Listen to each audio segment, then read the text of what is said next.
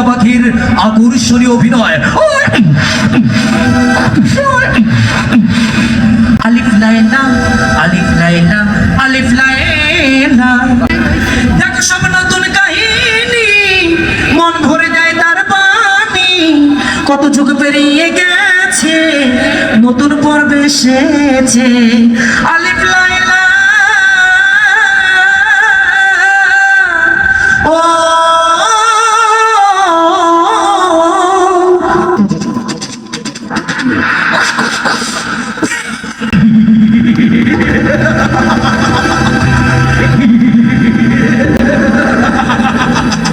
আমার বধূ, আমার সামনে আর এই মধ্যে আমাকে জাদুর সম্মান বানিয়ে দাও।